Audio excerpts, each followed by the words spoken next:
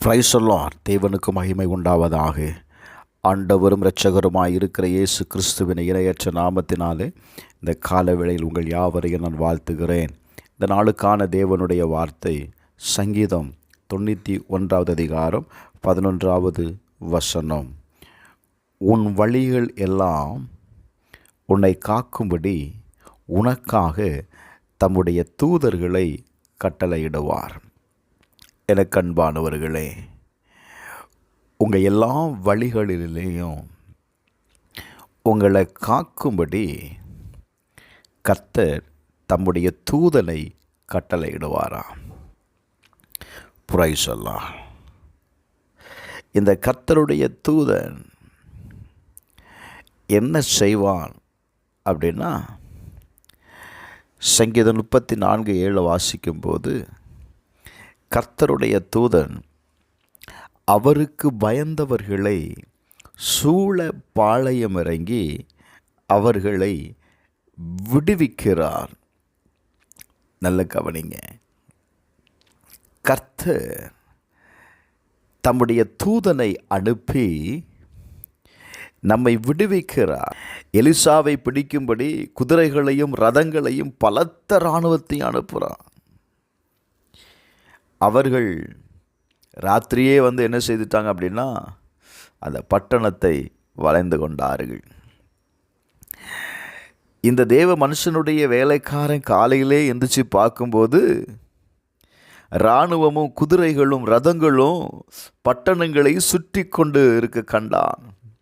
அப்பொழுது ஓடுறான், ஐயா ஆண்டவனே, இனி என்ன செய்வோம்?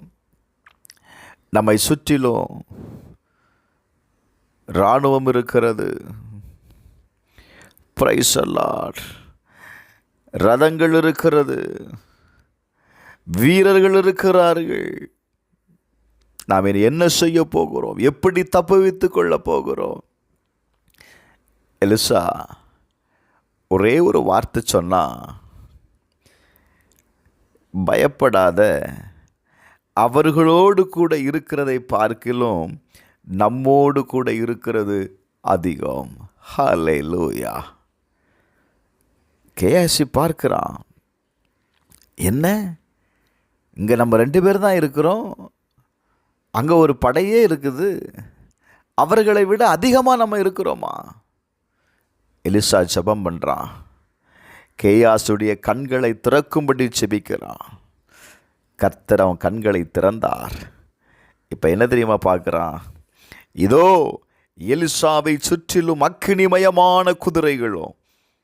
அங்கே இருந்ததெல்லாம் சாதாரண இராணுவமும் குதிரையும் தான். ஆனால் இங்கே அக்கினிமயமான குதிரைகளும் ரதங்களும் அந்த மலை நிறைந்திருக்கிறதை அவன் கண்டான். அல்லேலூயா. அந்த மலை முழுவதும் நிறைந்திருந்தார்கள். நான் சொல்லுவேன், உங்களுக்கு முன்பாக இருக்கிற சூழ்நிலைகளை கண்டு பயப்படாதீங்க. உங்களுக்கு முன்பாய் நிற்கிற சத்துருவை குறித்து பயப்படாதீங்க. கர்த்தர் உங்களோடு கூட இருக்கிறார் பிரதர். வேதம் சொல்லுகிறது, பிரைஸ் தி லார்ட், உன்னை காக்கும்படி கர்த்தர் தம்முடைய தூதனை உங்களுக்கு கட்டளையிடுவார். நமக்கு இருக்க வேண்டியது என்ன தெரியுமா? என் கூட கர்த்தருடைய தூதன் இருக்கிறான். Praise the Lord.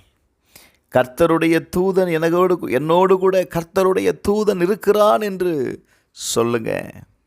நீங்கள் போகிற இடத்துல கர்த்தருடைய தூதனை முன்பாக போக சொல்லுங்க, கட்டளையிடுங்க. அவன் உங்களுக்காக அவன் செயல்படுகிறதை நீங்கள் பார்க்க முடியும். வேதத்தை கவனிக்கும்போது நாம் ஒவ்வொருவருக்கும் பணிவிட ஆவிகள் கொடுக்கப்பட்டிருக்கிறது. Praise the Lord.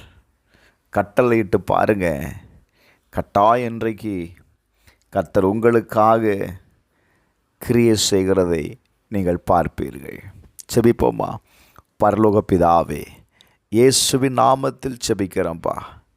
இந்த நாளில் எங்களுக்காக கர்த்தருடைய தூதனை நீர் கட்டளையிட்டதற்காக ஸ்தோத்திரம். எங்களை பாதுகாக்கும்படி, எங்களுக்கு உதவி செய்யும்படி, எங்கள் வழிகள் இருக்கிற எல்லா இடர்பாடுகளையும் எடுத்து மாற்றும்படி நீர் கர்த்தருடைய தூதனை கட்டளையிட்டதற்காக நன்றி. இயேசுவின் நாமத்தில் எங்களுக்கு முன்பாக இருக்கிற எல்லா சத்துருக்களையும் ஆண்டவரே நாங்கள் எதிர்த்து நிற்க தூதர்களை நீர் அனுப்பியிருப்பதற்காக நன்றி அப்பா. இயேசுவின் நாமத்தில் பிதாவே, ஆமென்.